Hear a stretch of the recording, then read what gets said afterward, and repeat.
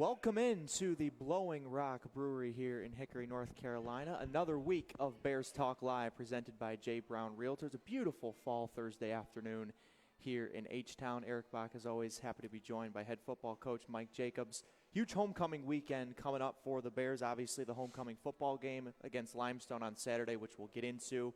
Volleyball is playing in a big event, the SAC Peach Belt crossover down in Georgia and South Carolina, big one for them. Soccer travels to Newberry. We'll talk to Kevin Paterson. His cross-country teams are competing in the SAC championship meet this weekend in Charlotte. So huge action this weekend for the Bears, and maybe the biggest one, Mike Jacobs and the Bears at home against Limestone for homecoming. Coach, 59-0 over Carson Newman. We talked last week about Saturday being your first taste of that LR Carson Newman rivalry, and my goodness, number one went pretty well. Yeah, absolutely.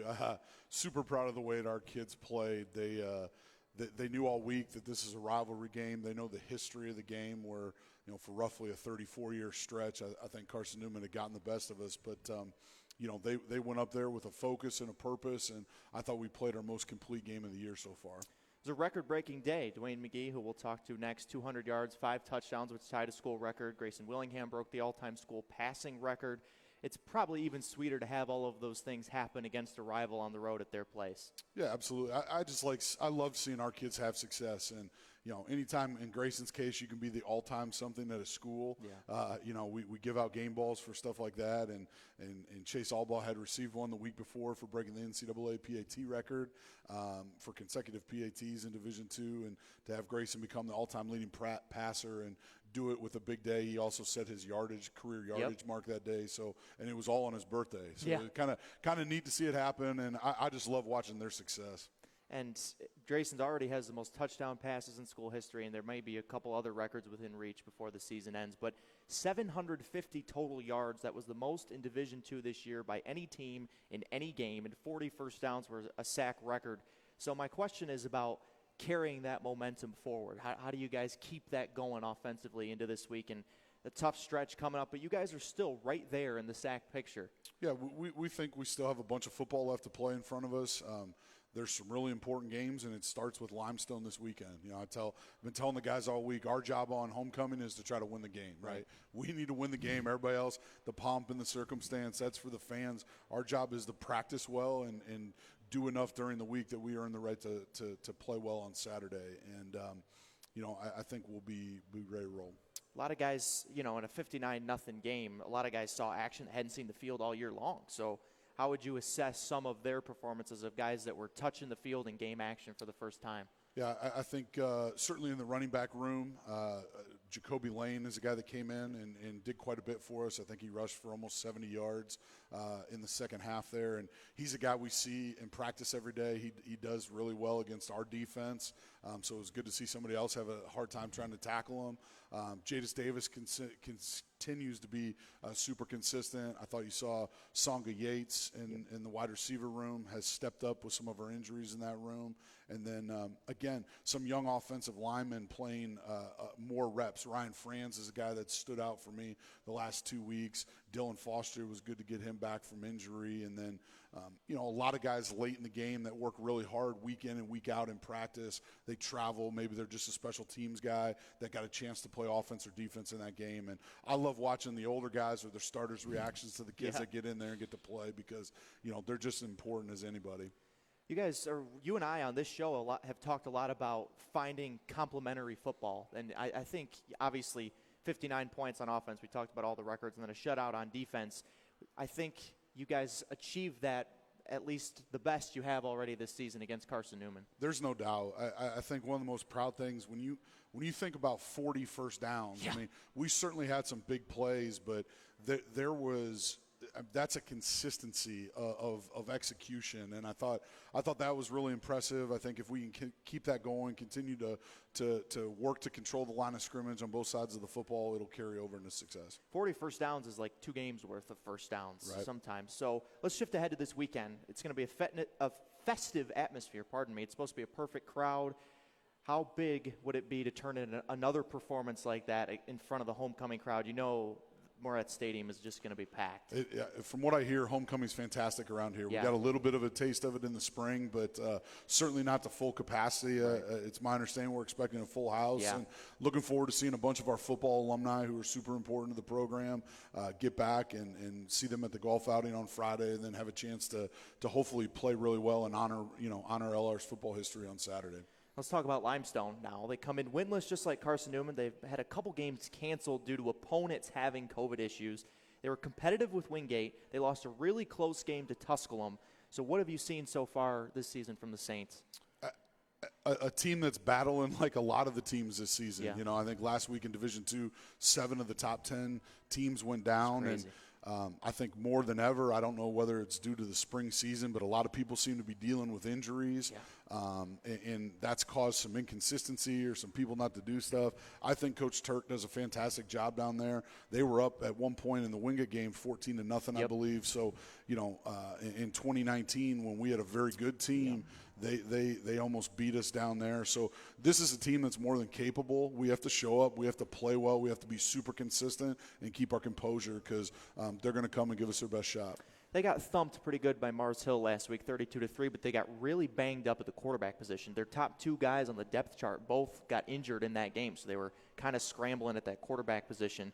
And it's also unclear who's going to be available for them this weekend at that position. So how does that make it more difficult to prepare for them defensively because you don't really know who's going to be playing quarterback for them? No, I mean, you never like to see anybody get hurt. I'm kind of one of those guys. I'll wait to see it to believe it, right. where they're at with their injury stuff. And at this point, they have enough complementary weapons, and I think they play really hard on defense. I think their defense coordinator does a really nice job. I think their kids run around, again, bitten a little bit by the injury bug. But no, we have to be consistent in how we do our stuff more rather than be concerned with what they're doing. You mentioned the game 2 years ago. That was obviously before you were here, but LR went down there, and Limestone gave them all they could handle. It was a late October game. It was on their homecoming.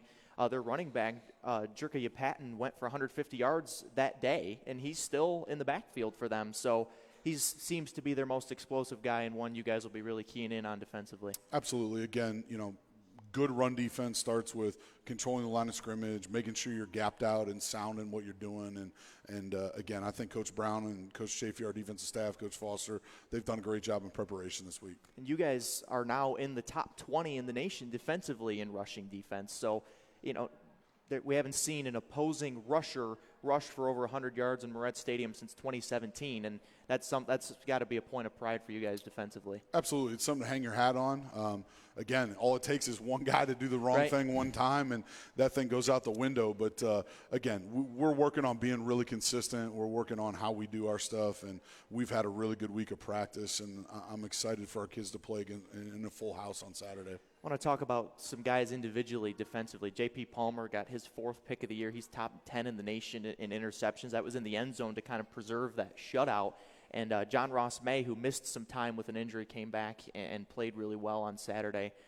Preston Joseph's top 5 in the sack and tackles per game. So kind of on all 3 levels of the defense. Obviously, Amari Houston has turned in 2 really good performances in a row. So you guys seem to really be coming into your own on all 3 levels of the defense. Yeah, we've had some guys that are, this is JP's really first time playing extended action. Yeah. He had played some special teams and in some backup role prior to really the spring season. He's done a nice job. He's doing a better job with his eyes, really challenged the defensive backs on their physicality and working to become better tacklers. I think he's doing that. And then at the linebacker level, again, Coach Brown's done a great job with our linebackers. That room was really young. We lost a lot of production with Clayton Horn and the name's leaving my mind here, but those 2 gentlemen had played a ton of football for us. And so, to put Preston in there and then JR's been super consistent for us. And Percy King as well. Percy, playing well at that outside linebacker position. So last question. What are you most looking forward to in your first real homecoming? You mentioned the pomp and circumstance. Obviously, you guys are focused on the football game, but it's got to be exciting for you to just be a part of that atmosphere. Yeah, I just love being around our guys, man. Yeah. This team's a lot of fun to coach. They work really hard. I'm anxious to get to see them do well on Saturday, hopefully. Certainly, I think one of the best things we have about our game day atmosphere is there's so many kids that are involved in playing. And, you know, I come out of the games, win, lose, or draw, and my sons have had a fantastic time running around with the other kids. And it's just something really special and really unique to Hickory, and it's part of what makes LR football really spectacular. The weather is going to be perfect. The Bears are playing really well right now. You don't want to miss them. 2 p.m. kickoff, homecoming, the 80th homecoming football game in LR history, by the way, this Saturday between the Bricks against Limestone. We look forward to seeing you there, Coach, and the rest of the Bears. And we will be right back on Bears Talk Live with running back Dwayne McGee. What does unlimited mean to you? At Carolina West Wireless, it means unlimited media, unlimited fun, and unlimited access to our nationwide high-speed network. Sign up today for an unlimited data plan and pay just $35 per month per line for 4 lines. And we'll include hotspot and big-time savings on a new smartphone. Take $350 off the revolutionary new Samsung Galaxy S20 and get more out of your unlimited. Expect more, get more. Only from Carolina West Wireless.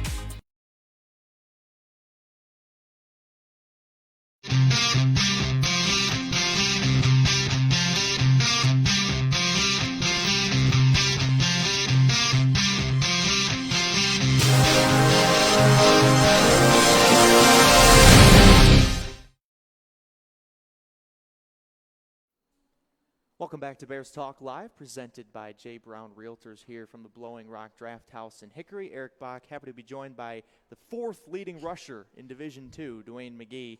And Dewey, another huge game on Saturday, 200 yards, 5 touchdowns. What do you think has been the biggest key to your success this year so far? Really believing in my offensive line. They help me a lot. Sometimes when I have questions, they'll just put me to the side and let you know, like, you got this. You've been doing this for so long, so it's easy. So really it's my offensive line and Grayson. Him being here for so long, he'll, like, talk me through a lot of things, and the rest is just natural. Yeah, that was my next thing. Let's talk about the offensive line. Can you talk about the job that they've done this year? I mean, you're averaging over 7 yards a carry. Obviously, you're really good and really shifty, but that doesn't happen without those big guys up front. If it really wasn't for them, I don't know where I'd be. But thankful for them. Like, they really look out, and I try my best to help them as much as I can. If it's little chip blocks or as much as I can do, I really try to look out for them also. I know you and Coach Hornsby, your running backs coach, have a really good relationship both on, talking football and off the field. So what can you say about working with him every single day? He's like an in-school father figure type. Like, any little thing, it can be 2 o'clock in the morning. If I need help on homework or if I need help with plays, he's always, there. That's great. You're not the biggest guy in the world, 5'7", 5'8", but how are you able to so constantly just break tackles and make people miss? And sometimes it's finesse, sometimes it's power, sometimes you're running through guys. But at your size, how are you able to do what you're able to do? I honestly think it's the heart that I have. Like, growing up, I've never always been the biggest kid, but I always liked to play with the older kids. So I always had, heart that you can't coach. You can't really just work for that. It's just got to be into you. So them underestimating me is where I always win. You're going to underestimate me and think you're going to tackle me, and I'm going to run through you or pass you or just make you miss, honestly. You're a Florida guy. How did you first hear of LR? What brought you to Hickory from Florida? Honestly, a few recruits that they had that I was already close with. So they would text me, you need to look into this. Then Coach Jacobson from Notre Dame, I was already getting offered from them. Yeah. So when they came here, Coach Fig texted me, and it all just worked out. Yeah, so you were one of their first recruits, right, when they came here? Because your first year, you're technically still a freshman by eligibility, but you played in the spring season. That was your first season, and now you're here still in your freshman year. So it's got to feel good to kind of lead their first recruiting class, right? Yeah, it's a fresh start for them, a fresh start for me, so we all got to start off on the correct page. So you talked a little bit about Grayson and how he's helped you. I want to talk about the balance you guys have on offense, because I think your ability to be so effective has helped the passing game, and I think vice versa. Their ability to be effective has opened up running lanes for you. So can you tell me about the balance that you guys have been able to have on offense this year? The balance, I'll say, is honestly good, because if you think you're going to stop our run, then Grayson's going to pass all over you. If you think you're going to stop our pass, then if it's willing, I should be able to run all over you. So honestly, it just correlates and works very well together. And you're still a young guy. I know obviously still a freshman. Who are, other than Grayson, we talked about him, who are some of the other leaders on offense that you have really kind of leaned on to show you the ropes of playing football here at LR? When I first got here, everyone used to always talk about Derek, and I never knew him. So I seen him, and I'm like, okay, so this is the guy I want to be like. This is the guy I want to look up to. So every little thing, even if it's watching film or staying after practice or just anything to get, like, more mature and more knowledge towards the game, I'll lean towards him. And, like, he'll just show me the ropes and talk me through it and let me know how things supposed to go. He carries himself like a pro, doesn't he? Yeah. Yeah. So your nickname is Dwayne. Obviously, it's kind of a play on your name. Was that something that you got when you arrived here, or was that your nickname before you got here? It's kind of funny because my dad's nickname is Dwayne. Okay. So when I was younger, they used to just call me Little Dwayne because he's like Big Dwayne. So now it's like I'm older, and I took it from. Nice. So now they call him Dwayne, and I'm Dwayne. So that was like something that was in Florida before you even got here. Nice. So how great does it feel to just be here in a normal season? Obviously, your first year was kind of that weird. You didn't know if you were going to play football, and then they ended up playing in the spring. But it's got to feel good to just be playing normal fall football, and obviously it's going really well for you. When I first got here, everybody used to say, like, Moret Stadium, it gets packed. We got the best fans. And then during COVID, it's like you couldn't really see much. But then once we had our first home game and it was, like, regular, I'm happy it's the best decision I ever made. Yeah, that was my next and final question is, how electric is it playing in front of that crowd? And I think that this upcoming Saturday could probably be the biggest crowd that you've ever played for here on homecoming. It's like a video game, honestly. Like, you know, you play a video game with your friends and you see, like, when you score, the crowd goes crazy. I love LR's crowd. It's like we have true fans. Yeah. They're with you right or wrong, win or lose. They're, like, truly there. Student section down there in the end zone. I mean, it's electric, right? Yeah. Yeah, so hopefully we see this guy in the end zone a few times on Saturday between the bricks. You don't want to miss him running. Dwayne McGee, thanks so much for your time. Thank you. We're coming up next with Kevin Paterson for the final segment on Bears Talk Live. Paramount Kia in Hickory. We want to see you driving a new Kia or, hey, a quality pre-owned Kia. We've got a huge selection of new and pre-owned Kias. You got to get to Paramount Kia in Hickory, Highway 70, ParamountKia.com.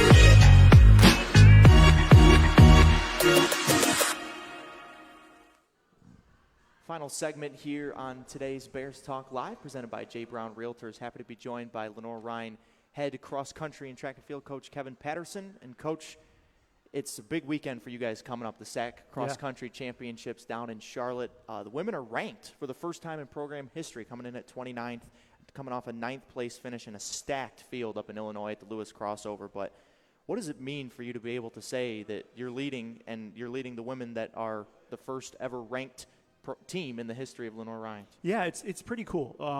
And how we're ranked, it's all by the coaches. So it's really great to have the coaches see just the progress that this program has made and the girls in it. So I think that's the coolest part. It was one of our goals, just to kind of get the recognition that we were kind of hoping for. And it's great. So we're going into the conference championships ranked. We're going to try to stay there and see what we can do. Let's go back to the trip to Illinois for a second. I mean, you guys drove up to Illinois, both the men and the women. Illinois is not close to here. That's kind of a long way away. But what did that trip? Obviously, it helped you guys competitively because it was such a strong field. I mean, it's ranked team after ranked team in that field, and lots of individuals that will be making noise at national championships. Absolutely. But what did that trip do for team bonding and giving you the belief that you guys can compete against the best of the best? Yeah, it was great. We were a close-knit group anyways, come together in August and really being with each other almost 7 days a week, really, with the long run that they do on their own on Sundays. We had a strong group of guys and girls, but this really, just kind of the cherry on the top. something that they've never been able to experience before. It was the first time that our programs have ever ran against the number one team in the country, and we got to do that on both men's and women's side. It was a bit of a homecoming for me. I coached about 30 minutes down the road from Lewis, and they got to kind of see the town that I lived in before moving here to Hickory. So I was able to show them some cool stuff and have a good time. And I think that goes a long way of really providing them with a phenomenal experience, but also getting the most out of them from a performance standpoint when we're going against the best of the best. You guys have a lot of international runners on both the men's and women's side, so for a lot of them, that was probably the first time they kind of were outside of the bubble of Hickory. So that's another benefit of traveling that far away to an event like that. Yeah, it was cool. They got to see a lot of the country. We got to go through downtown Louisville and downtown Indianapolis, and they were able to see some different areas here in the United States. So that's another really, really cool experience for them. Let's talk about the individuals. Janet Kwambai has had a phenomenal year. I mean, she's been top 7 in every single event. Looking to do the same this weekend at the SAC Championship. But what can you say about the year that she's had? She's having an incredible year, and it's pretty hard to think that the year that she had, she's really taken it up that next level. Mm-hmm. The past 2 weeks since we got back from Lewis, she's had the best workouts. I was telling her yesterday, I'm like, you're starting to look like an All-American. Yeah. And that really grows the confidence. I think she's going to go out and crush her personal record to come Saturday and compete against some really, really good athletes with Wingate and Queens. We talked about the team being ranked for the first time, but Janet can't do that on her own. I mean, there's lots of others at Lewis that had a good performance. Carolyn Hilliard, Kylie Dahlberg, Catherine Polk. So, I mean, it truly was a team effort to get you guys ranked for the first time. Yeah, it had to be. And it was really the buy-in. We really put this into motion last track season. We had some really, really good early performances. We took advantage of a really weird season and hosted a lot of home meets that kind of gave our student athletes extra opportunities that some of the other teams didn't have. So we were doing this, since last February. I would be sending out, emails to them and text messages. Hey, what do we got to do to get to Tampa? That's where Nationals is going to be. They bought in completely. Adding Catherine to that mix has just been the perfect fit, and I'm really excited about what we could do this weekend and 2 weeks from now at the regional championship. Let's shift ahead now to this weekend.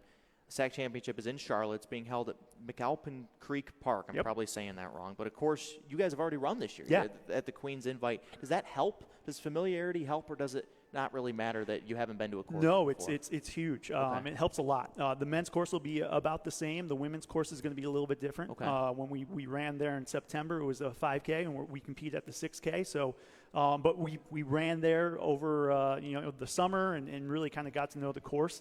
That's really important because you want to know when you need to make the move. You want to know where exactly the mile marks and the K marks are. So knowing that course is going to allow us to really have the advantage on some of the other teams that might not have had that opportunity. When we needed to make a move, we need to make a surge, we're going to know exactly where to do it.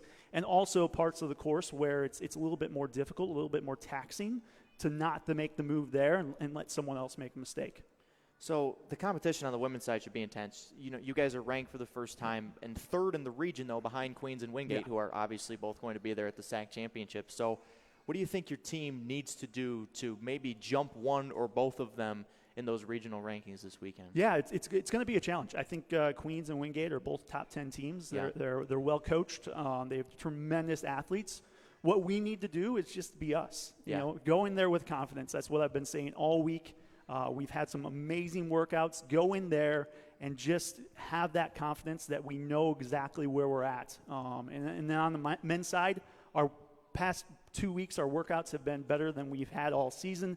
I'm really excited to see them take that next step. Yeah, that was kind of my next question. Obviously, you're hoping for a SAC championship on both sides, but what are some things other than that you're hoping to see from both the women and the men this weekend in Charlotte? Yeah, so I think if Janet could be top 3, top 4 individually, I think that puts her in a really good spot to be an All-American this year at the NCAA championships. On the men's side, it's just growing that confidence. Sure. We're extremely young. We came into the season with 6 of our top 7 not having run an 8K. Yeah. So make that transition from, high school to college. So it's been a little bit of a slow process. I think the workouts are coming together, so I'm excited to kind of see them put together the performance that we know we can.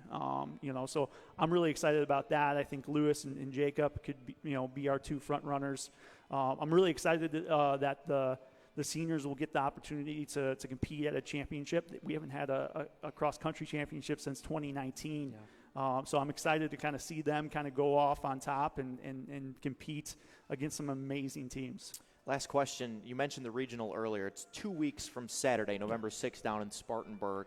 What will the training look like after this meet for that meet? Yeah, so we're going to keep them sharp. So we're going to, our mileage isn't going to change a lot. We're going to taper a little bit, but we're going to keep them sharp. We're going to keep them running fast. We're going to keep them focused, and we're going to put them on the line with the best opportunity that we can on November 6th. Kevin Paterson and the Bears, both men and women, head down to Charlotte for the SAC Championships this Saturday. Keep an eye on LR Bears social media and the LR Bears website for instant results. Kevin, good luck. Thanks so much for your time. Thank you so much. Bears Talk Live will return next week, next Thursday, hopefully talking about some Bear wins. Homecoming this weekend. Don't want to miss it. We'll talk to you next week.